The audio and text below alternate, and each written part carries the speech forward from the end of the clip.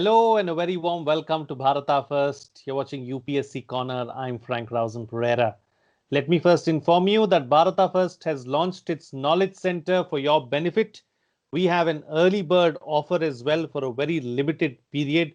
Please log in to kc.bharatafirst.com and register now. Don't miss this opportunity. I repeat, kc.bharatafirst.com. Register now. Well, since you're here, I would like to thank you for your continued support. For those of you who haven't already subscribed, please like the video, subscribe, hit the bell icon, and then all notifications. Do follow our social media handles for all the latest updates. And you can also subscribe to our newsletter to get some incisive content. The Bharata First team runs a daily big picture quiz. Please do participate by going through the description in big picture videos. Here are the UPI IDs for those of you who would like to come forward and contribute. A small contribution that you make will be a giant leap for us to keep bringing you this content. So do continue to show your love and support. In case you have trouble with UPI IDs, you can make a contribution by using our payment link, which is in the description of this video. All this information along with some must-see recommendations are all in the description. So please go through it. Well, let me start the program now. When I moved with my family to Delhi in 2012, I won't lie, the first few years were extremely difficult. A new place, getting used to the weather, getting used to new people, and so many other aspects. They were definitely a big challenge. And then we met the Noronas, who made us feel so at home. The city has now grown on us, and we call it home. But we will always be indebted to the guest I have on the program today. He is a former Indian Information Service officer who retired as Principal Director General, Press Information Bureau. It is a pleasure to welcome on UPSC Corner Mr. Frank Noronha. Mr. Noronha, welcome to Bharata First. Thank you, Frank. Thank you for having me on your platform. It's really kind of you. And I also wish you all the very best as this is your new venture starting on your own. Thank you so very much.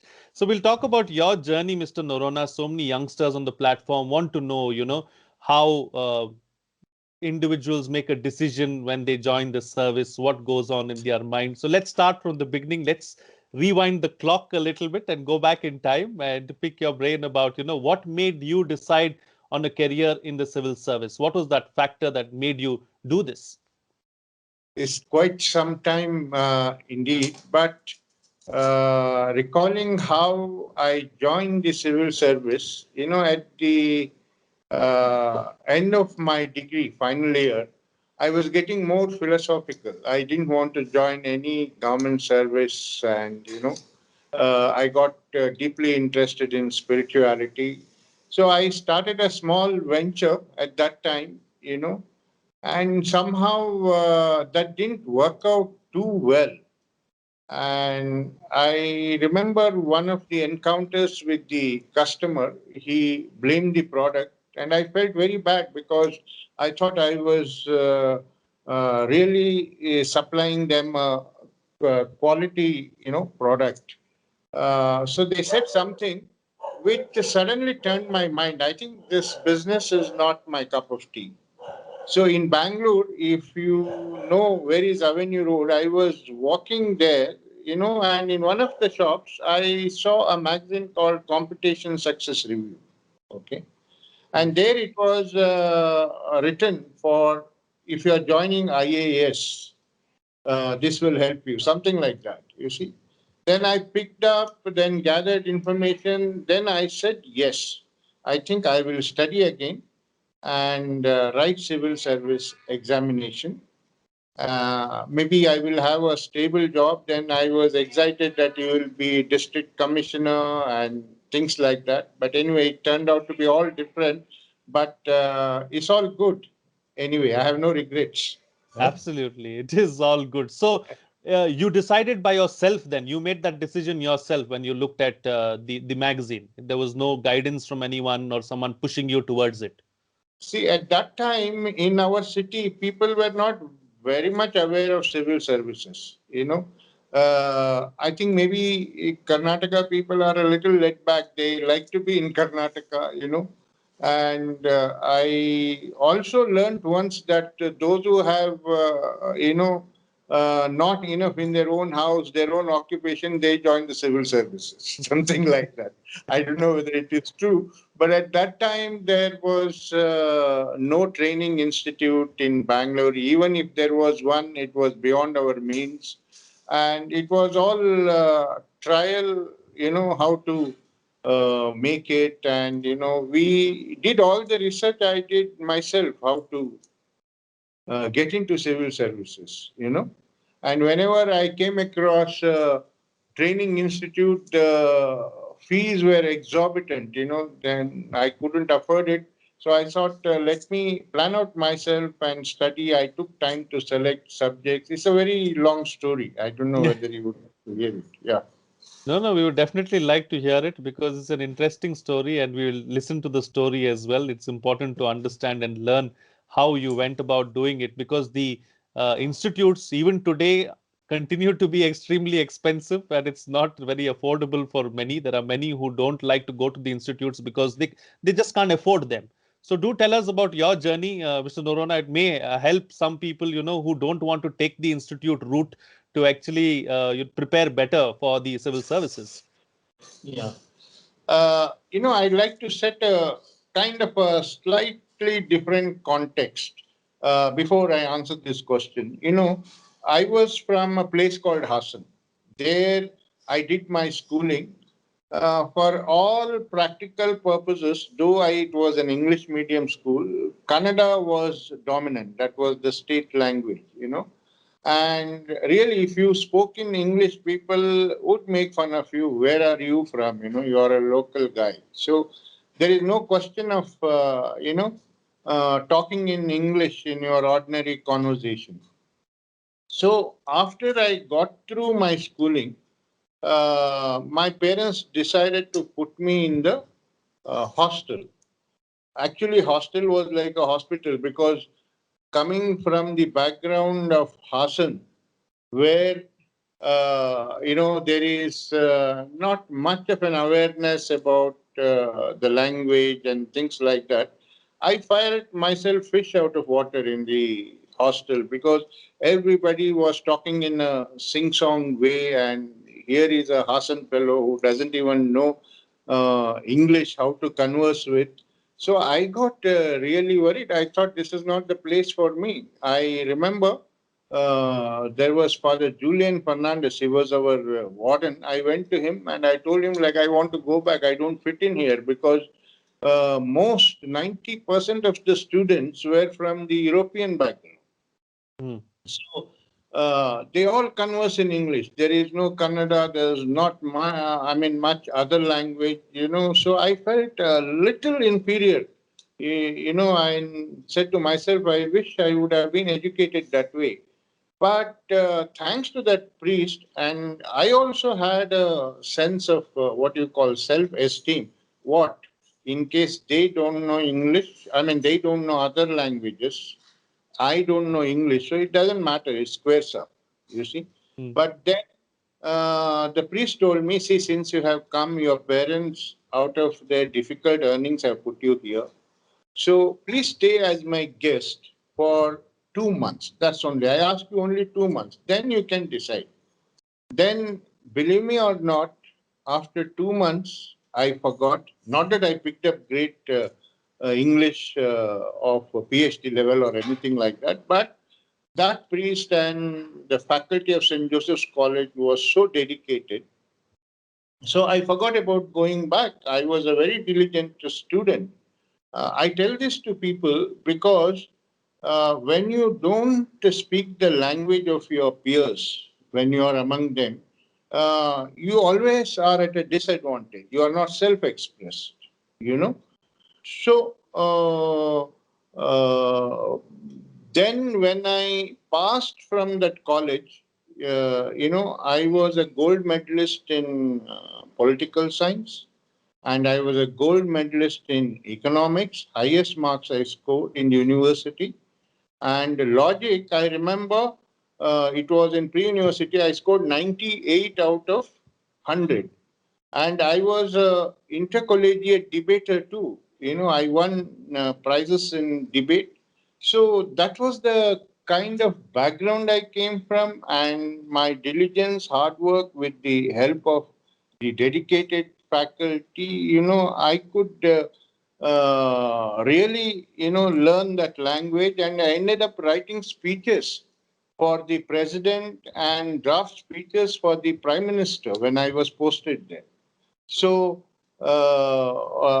whichever language you know or learn is one of the important prerequisites when you decide for writing civil services. See, nowadays it is easier. That time there was no option for writing in any language. Suppose you could be well versed in one of the scheduled languages of the constitution, but it was not available. Now that it is available, I think it is rather easy, and people don't have that kind of a limitation like we suffered from. But anyway, and then after my college, as I told you before, I didn't want to do how I decided to do. Then, for 1 year, I studied very hard. See, one of the important things I learned was you must listen to the news, one or two, like I used to listen to BBC. I was listening to Doordarshan News or radio news, and read a newspaper, which is very important because current affairs is something that you won't gather it overnight. It is over a period of time. But still, the funniest thing is, there is not much awareness at that time when I was writing. In the first attempt, when I got through the preliminary examination, I was so happy that I forgot to prepare for the main examination. That way, I lost one attempt actually. Now there are many attempts, I feel. I think they have stipulated many items, UPSC. Six, I mean, six, many six, attempts. six attempts. Six attempts in the general That category. time, yeah, there were only three attempts, and one attempt I just wasted. And thank God, in the second attempt, I couldn't make it to IAS, and you know how it works when you get a little less marks, you get picked up for central services. And also, you see, ignorance also played a little part in the selection because I did not know that after your first three choices, you could select other services also, which Hmm. I didn't do. I just wrote, my interest was in the foreign country, so I said IFS, then IAS, then IPS I didn't want because it's all law and order and things like that. It was not, I thought, but again, I thought, it has a certain listening among the people, so I wrote. Then afterwards, perhaps I could have written some other service like, audit accounts or, customs or whatever, but I didn't write. So I just got picked up into this Indian information service, and I have no regrets. I think some kind of fate is involved in all this, and Absolutely. I was very happy. It helped me to develop myself immensely. It was not a cakewalk in my journey in information service. Compared to the well organized services, our service was less well organized, in terms of growth and facilities. When you are writing civil services, one of the things you have, apart from serving the society and things like that, what are the perks and facilities you get? You are young and you see the policeman being saluted, the DC having such an important position in the district. So you want to be something like that, which is a different environment in Indian information service. You have to give that importance to yourself when I had joined. And it was good, and it spiritually helped me a lot, you know. Absolutely. I'll continue to talk about this, Mr. Noronha. Yeah, we'll talk about the information service and how it is different from the other services, what, differentiates it from the others, because there'll be many people who'd want to know that information as well. But, talking about your job profile itself, and I wouldn't say why you wouldn't want to have it any other way, because you worked with four prime ministers, you worked with a president as well, and this doesn't come to everybody. Not everybody will have this chance, and I must really say it is an illustrious career. How was it working with the prime ministers and the president? What was going through your mind? What did you feel? What was the best aspect of of that part of your life, Mr. Noronha? As I said, I owe it to my spiritual interest. I was interested in J. Krishnamurti, U.G. Krishnamurti, Osho Rajneesh, the non-dualistic thought system, So, it did make me somewhat, I felt very important working with the highest office in the government of India. But somewhere I didn't allow it to touch my core, because I knew the fleeting and ephemeral aspect of it, which I experienced immediately after my retirement, So, but speaking in the language of the world, it was really great, not that I was directly interacting with the Prime Minister at that level that I was when I joined, but to be in the Prime Minister's office reporting to, very top officers, and maybe sometimes being physically near to the Prime Minister's presence during the meetings. And, it is a great feeling, actually, and you feel that at least at that time, I felt that I'm carrying the whole of India on my shoulders. It's my responsibility to do very well. And when I came to President's office, I worked with Dr. Shankar Dayal Sharma. He was a man of extraordinary generosity of spirit. He gave me a lot of opportunities to interact with him and to do the job I was required to do there. It was all, a very smooth sailing. Of course, there were certain issues, but I always like to not blame it on circumstances and others. Maybe it is our mindset that we need to adjust, and we can deal with any circumstances, Absolutely. Yeah. Absolutely. So, Mr. Noronha, what were some of the challenges that you faced in your job? What was the most challenging aspect of your job, and how did you overcome that? It's really difficult to say, but working in Prime Minister's office and President's office is a challenge every day, because you have to perform there, whatever is asked of you. There is no excuse. There are timelines to meet, okay? And there are certain specific jobs to do. It has to be done. There is no excuse at that level. Whereas if you are working in a ministry, you have a backup. Here you are working in the highest office, okay? But at that time, since I was fired by that enthusiasm and commitment, I didn't feel it as a challenge. Really, I felt it as a privilege. As I said, my day would start at 5 o'clock in the morning, and I had to prepare a media report for the Prime Minister, and it had to be on his breakfast table at 8:30. So, which means I would get my newspapers 9:10 and mark all of them and run to my office. Of course, I used to get a car at that time. Then that time there was no computers, and I think I saw the highest thing was electronic typewriter, and to type on it was a problem, because sometimes people were not well versed with it. It was a manual typewriter only. But 4 to 6 page report we could prepare in such a short time. Now looking back, I feel it was something great. I did it. And I must tell you one instance. My boss was H.Y. Sharada Prasad at that time. When I was transferred out of Prime Minister's office, uh, somebody took over in my place. But then uh, my boss told me, the Prime Minister likes your report, so you need to continue to, uh, prepare that report for some more time till the other person gets used to it. So that was the kind at that young age that, at that time I didn't feel it as a challenge, but now looking back, I did it. It's going to the first political executive. Huh?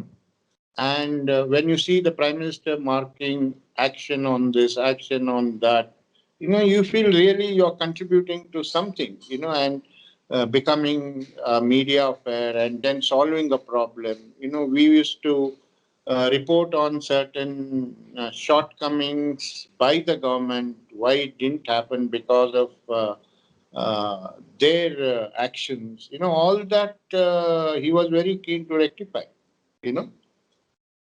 Absolutely.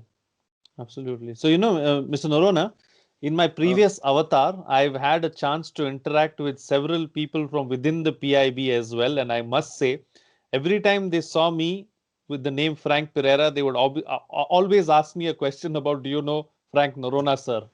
And uh, everyone that I came across, I must tell you, has spoken about you fondly, has spoken about what you've done for employee development within the framework of the PIB and how you've been a great leader. So what is your secret to keep the and staff happy? see, that's very generous, nice of them. I had a good team wherever I worked. And the reason, according to me, could be, I trusted my colleagues and in their talents.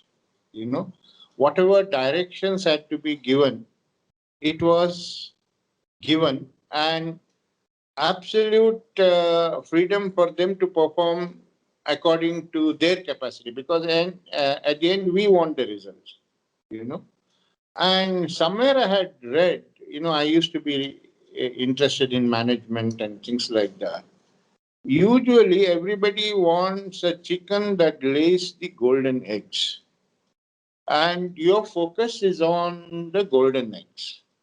But as a leader, sometimes you must take care of the chicken also, listen to them also, and see what feed you can give it to them, and never make people wrong because they have a certain uh, level of understanding and competence. Maybe instead of shouting or throwing your weight around, maybe direct them to a level where they can perform better, you see. So I don't think I have lost my cool with my colleagues in 99 of the cases, whatever it was. And Mr. Jetli Saab used to always tell me, "You are a very cool guy, yaar. I have not seen you flapped under any circumstances." Of course, certain times I used to feel internally tense during budget press conferences and all. It was not displayed on my face, but on the whole, I never worried about things. I knew that they would be positive outcome and everything would go on well. And my colleagues are my best friends. And another principle is that whatever tone and voice you use to talk to your secretary, the same tone and voice I used to use it to my assistant who would help me. You know, maybe a little more informal because he's my assistant, but never because of my upbringing and interest, as I told you in the subject.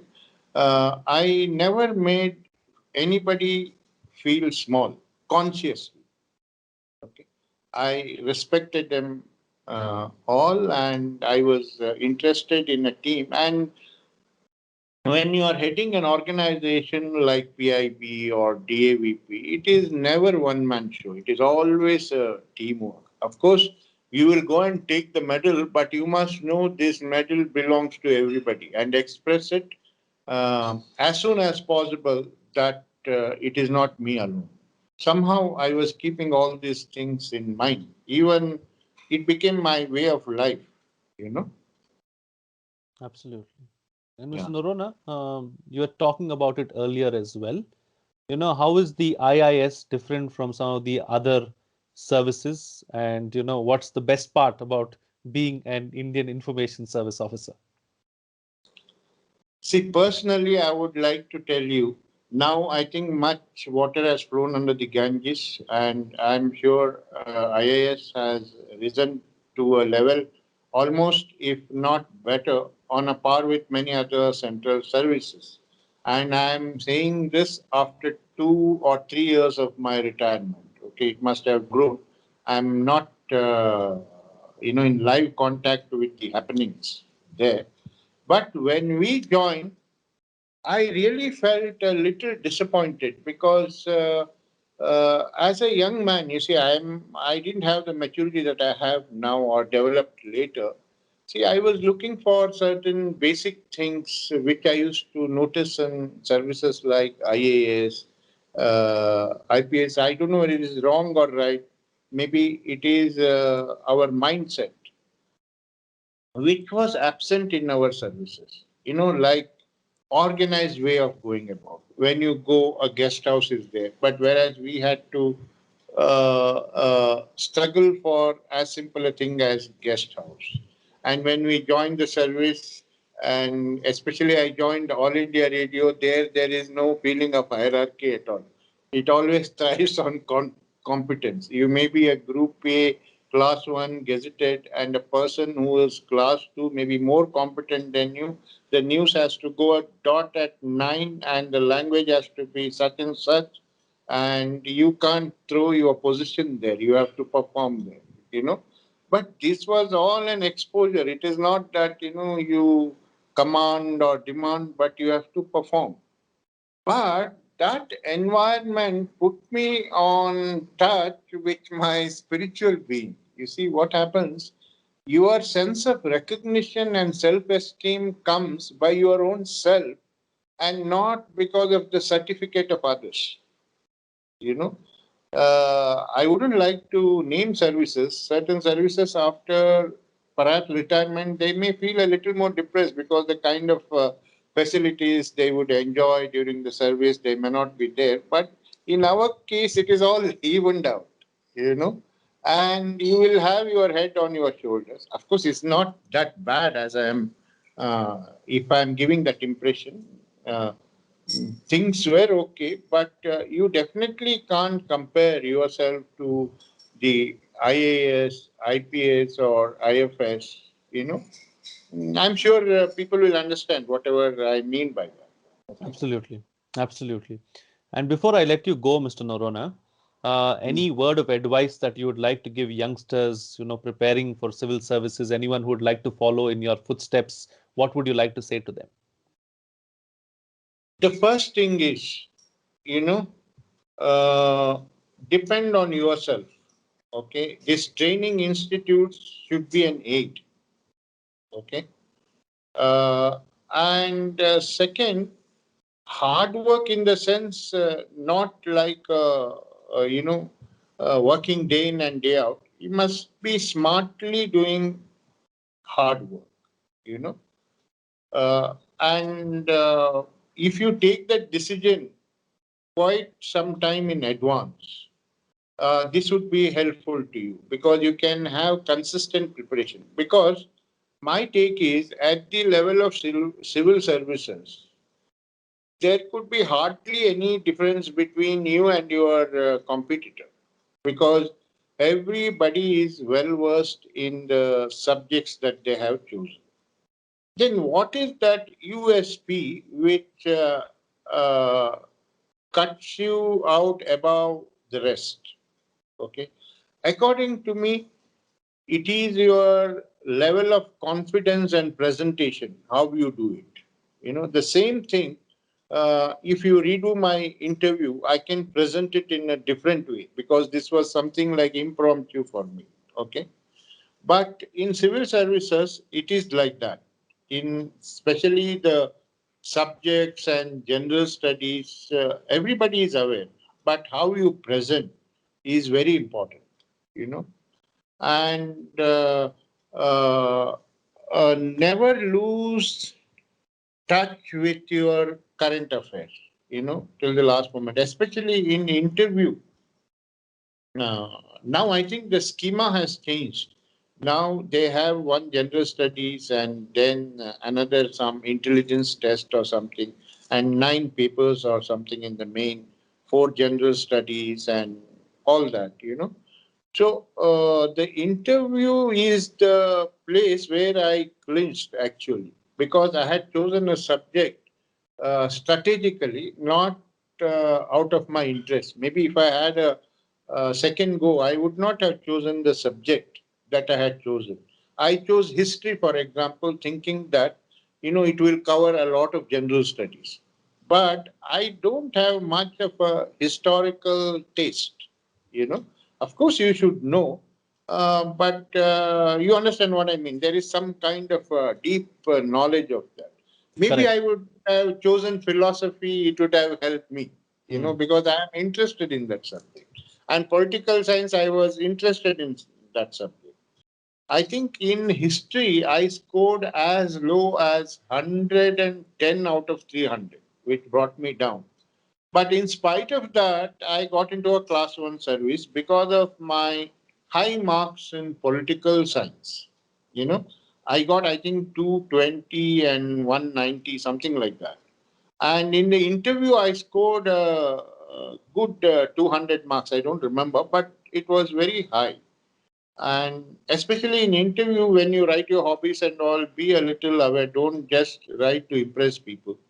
I wrote astrology there, for example. The moment I entered, one of the members asked me, "Have you predicted your result?"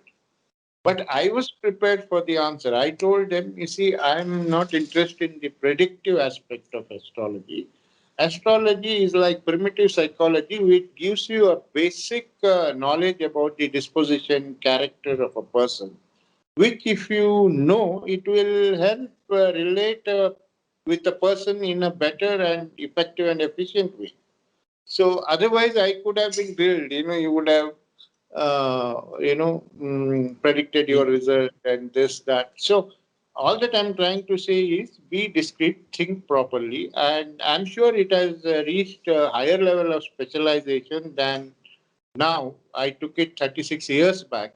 Now there may be even medium cost institutes. I would always recommend, if it is affordable and practical, be a part of the institute, because suppose you lack self discipline, doing it all by yourself, you have an anchor.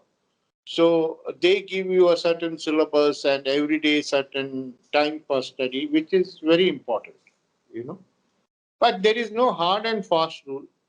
The point in brief is that you must have that confidence. As I told you, most of our people at that time, not knowing English, can create a kind of a low self esteem and not help them to self express themselves. So, you need to work on yourself more apart from the subjects you study, so that no matter what you are able to present it well, effectively, impressively. And also, you would be smart when you work on yourself. You know what is what. You can see the anatomy of a situation and decide quickly.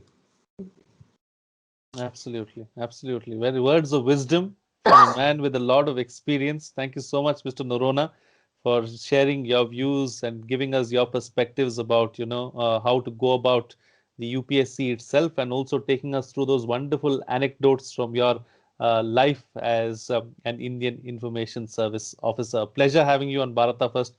Thank you once again. Thank you so much. Well, once again, let me remind you that Bharata First has launched its Knowledge Center for your benefit. Now, we have an early bird offer for a limited period only. Please log into kc.bharatafirst.com and register now. Don't miss this opportunity. Again, I repeat, kc.bharatafirst.com. Register now. Before I leave, let me thank you for your continued support. For those of you who haven't already subscribed, please like the video, subscribe, hit the bell icon, and then all notifications. Do follow our social media handles for all the latest updates, and you can also subscribe to our newsletter to get some incisive content. The Bharata First team runs a daily Big Picture quiz. Please do participate by going through the description in Big Picture videos. Here are the UPI IDs for those of you who would like to come forward and contribute. A small contribution that you make will be a giant leap for us to keep bringing you this content. So do continue to show your love and support. I need it now more so than ever. In case you have trouble with the UPI IDs, you can use the payment link in the description below. All this information along with some must-see recommendations are all there in the description. So please go through it. That's it from me. See you again next time.